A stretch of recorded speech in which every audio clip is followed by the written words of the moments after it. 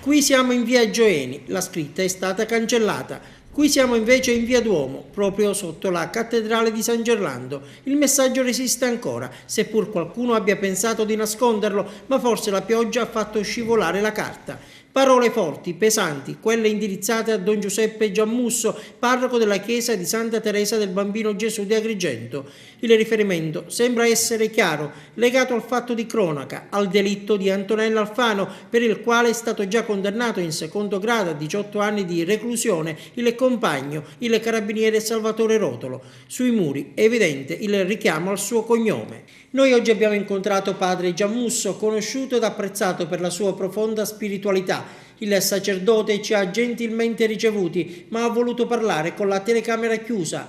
A microfoni spenti ci ha subito detto: io non proteggo nessun assassino, non ho mai visto Salvatore Rotolo, ho solamente dato conforto spirituale alla sorella e alla madre che sono venute in parrocchia per chiedere consolazione. Io ho fatto come fanno tutti i sacerdoti, nient'altro, si affretta a puntualizzare padre Giammusso. Il sacerdote accoglie tutti e non esclude nessuno, non giustifica il male, però esorta, conforta e sostiene. Questo è il compito del sacerdote, ricorda padre Giammusso. Noi non proteggiamo, noi sosteniamo le persone che sono ferite, angustiate, tutte quelle che vengono a chiederci aiuto. Il sacerdote di questa vicenda ne ha già parlato con l'arcivescovo di Agrigento ed è stato sentito anche in questura, che vorrà vederci chiaro.